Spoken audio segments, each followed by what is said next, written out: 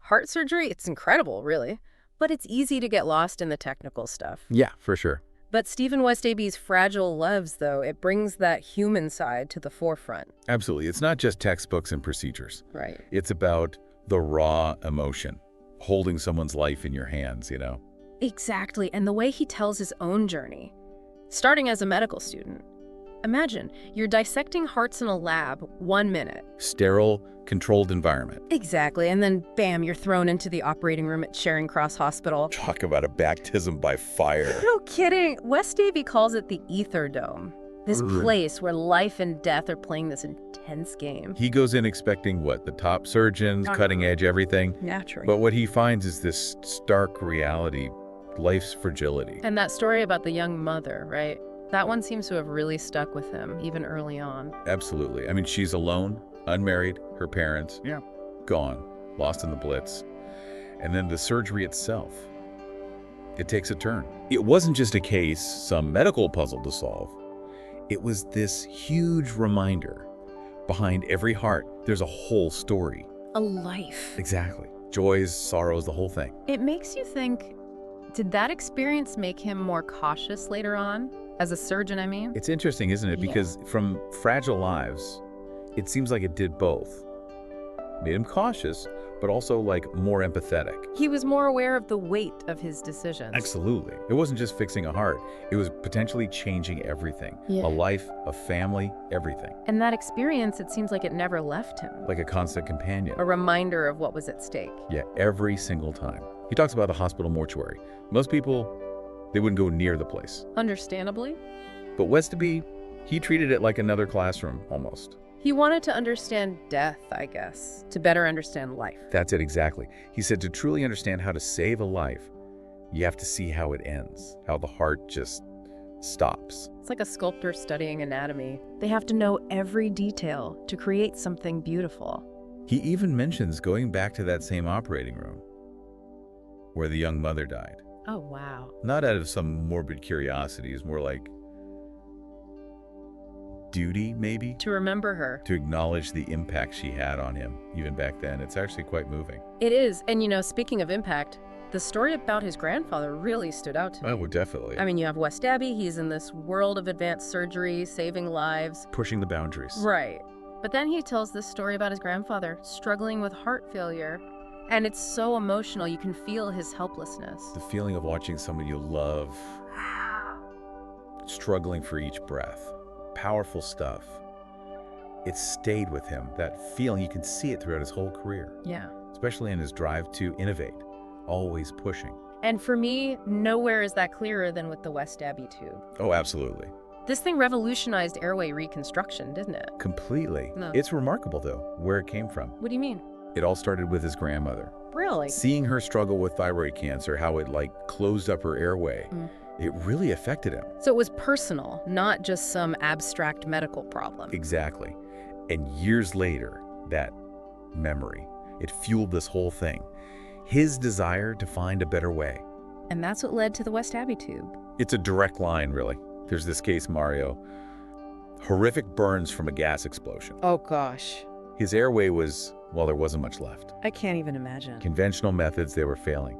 And time, it was running out. Talk about pressure! Westaby, though, he's got this patient on the brink, but he also had this unshakable belief there had to be a way. So what did he do? He took inspiration from, get this, a T-shaped tube, like the simplest thing. Okay. Worked with these engineers and they created this branch device. It could literally bypass the damaged section of Mario's trachea. So he essentially built a new airway. Exactly. What must have been going through his head? He talks about the weight of it, knowing Mario's life was in his hands, but also this belief, this certainty that it could work. Wow. And when they finished the surgery, turned on the ventilator, Mario's lungs, they inflated. That must have been an incredible moment. Victory, not just for medicine, but for the human spirit, It's amazing. And it didn't stop there, right? Not even close. There's a story about Aslan, isn't there? Right. Aslan, this young boy in South Africa, another burn victim, his injuries, they were just like Mario's. No way. But the challenge this time, adapting the tube for a child. Oh, wow. A whole other level. Exactly. It wasn't just doing the same thing again. It was taking this idea, this invention, and making it work for a child's body. That's incredible. Did it work? Westaby. He meticulously shortened the tube, modified it, performed the surgery with this, incredible precision. His trademark, really. It's like he had this gift, seeing a problem and refusing to accept that it couldn't be solved. Exactly. And it's what led him to ventricular assist devices, VADs. Right, VADs. It seems like something out of science fiction. These pumps doing the work of a heart. For people like me, though, what do they actually do? They're like a surrogate heart, helping pump blood. For people who are too sick for a transplant, or while they're waiting for a donor heart, it can be the difference between life and death. So not a permanent replacement? Not always, Yeah. but they buy time. And Westaby, he firmly believed they could do more. He thought they could help the heart heal itself. Wow. He called it the keep your own heart strategy. I love that. So instead of replacing the heart, it's like giving it a break, letting it rest and recover. Perfect way to put it. He had this patient, Abel Goodman. Severe heart failure. Against all odds, Abel's heart. It started to recover after the VAD. Incredible. Westaby saw that, and others like it, and it fueled this belief that VADs were more than just a temporary fix. They could be a way to actually heal the heart. That's amazing. But I'm guessing there were also tough cases. That's medicine, right? There are always going to be setbacks. Of course. He talks about Ralph, another VAD patient. It was a last-ditch effort. It wasn't enough. Sometimes, no matter what you do. Time runs out. Yeah. It must be incredibly difficult. To face that reality over and over. Yes. It is. But even in those moments, you see Westaby's dedication. He never gave up, always looking for another way to make things better. It's inspiring, really, that commitment to finding a way no matter what.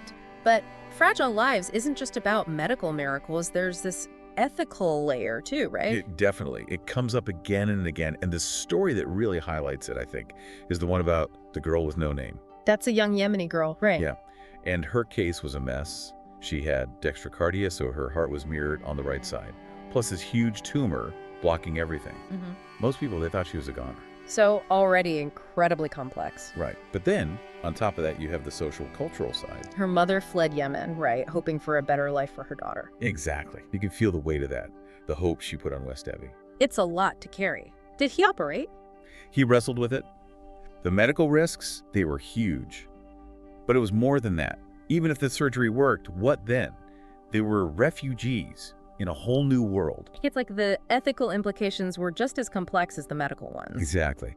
And it's a decision surgeons face all the time. The ripple effects, it's not just about the patient, it's their whole world. So what happened? He went for it. The surgery was brutal. He had to adjust everything because of the dextrocardia. Plus, he made this risky call to cool her body down to protect her brain while he removed the tumor. Intense. And he got it. Removed enough of the tumor to get the blood flowing again. it's like a success. In a way. But even Westaby, he admits, the future was still uncertain. For her health, for their life in a new country, it's just complicated. Right. It's not always a clean win, is it? Not always. Yeah. But it shows you something about Westaby, this drive to give people a chance, even when the odds are stacked against them. And we see that again with Julie Mills, right? Yeah. Oh, yeah. She was pregnant, and her heart was failing. Talk about a tough situation. What do you even do in that scenario? Most surgeons wouldn't touch it. But Westaby, he was determined to find a way. So what were the options? She needed a valve replacement. Risky, even without the pregnancy. But the standard procedure, using a heart-lung machine, way too dangerous for the baby. There had to be another way. And Westaby, being Westaby, he found one. He chose to use this new pump, the AB-180. Wasn't that experimental? Totally. Yeah. Never been used on a pregnant woman before. People must have freaked out. They did. A lot of surgeons thought he was nuts, too risky.